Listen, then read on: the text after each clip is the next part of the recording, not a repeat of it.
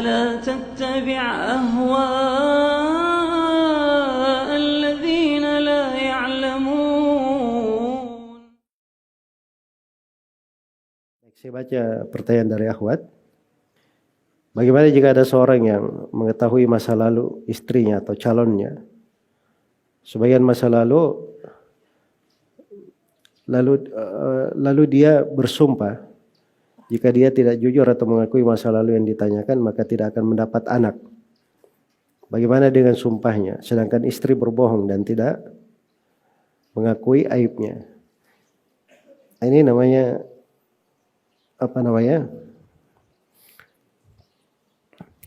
kadang sebagian laki-laki itu bertanya bukan pada tempatnya. Bertanya menyusahkan diri sendiri. Ya, apa urusannya dia tanya masa lalu orang?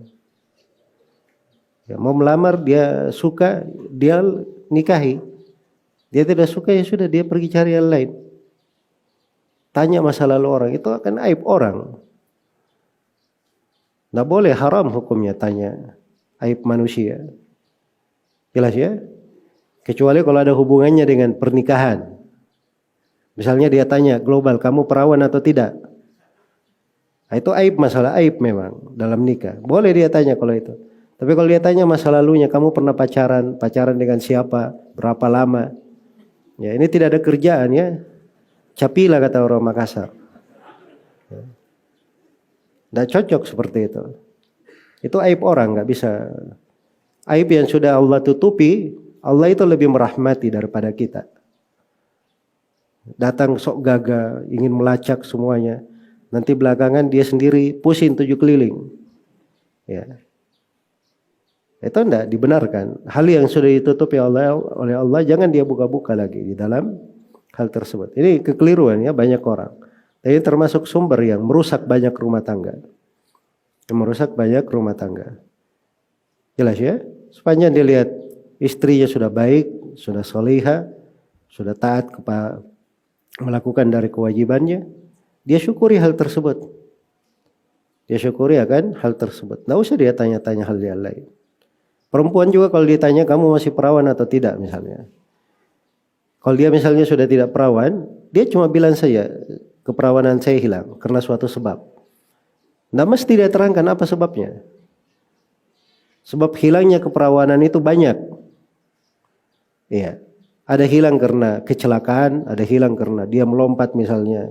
Kemudian ada pendarahan, ada hilang karena ini, ada hilang karena itu, banyak jenisnya. Yang perlu diketahui dia perawan atau tidak, kan cukup. Itu masalah aib dalam nikah namanya. Jelas ya? Tapi kadang sebagian orang dia tidak tahu masalah, sembarangan saja menghukumi. Ya, masuk di malam pertama digelar spray putih. Ya, kalau di pagi harinya tidak kelihatan tanda merah, ini berarti dia perawan. Ini orang perlu dibawa pengadilan yang kayak gini. Ya betul, ini hukum syariat, dibawa ke pengadilan. Sebab itu masalah pembuktian, dia tuduh orang berzina namanya. Bawa bukti. Jelas ya? Itu masalah tidak keluar darah itu banyak sebabnya. Ada dibahas di buku-buku kedokteran. Dan sebagian perempuan itu, ada yang keperawanannya itu keras. Tidak cukup sekali 2 kali untuk memecahkan. Ini kadang banyak laki-laki tidak paham hal yang seperti itu. Saya aja bukan dokter, saya tahu. Jelas ya? Karena ada di buku-buku fikih disebut. Ya. Makanya saya tahu. Maka itu jenis dari ilmu. Jangan sembarang orang berbaik sangka. Itu ada, jangan sembarang orang ya, sembarangan saja menuduh. Seorang itu berbaik sangka. Ada hal-hal yang kadang terjadi, tidak boleh dia sembarang menghukumi orang. Jadi seorang itu kalau dia mau cek yang wajar saja. Ya, dia lihat seorang perempuan sudah baik agamanya, dia solihah, dia sholat, itu suatu bekal yang bagus. Dia menikah itu atas dasar yang baik sudah. Perempuan itu dinikahi karena 4 alasan. Salah satu yang paling bagus alasannya karena agamanya. Kalau dia sudah baik, sudah solihah, sudah ini, ngapain lagi dia tanya orang masa lalunya? Ya ini membuat kehidupan orang menjadi pahit saja. Kadang sebagian orang tidak mau ingat masa lalu. Ini dia buat lagi ingat masa lalu. Segala macam.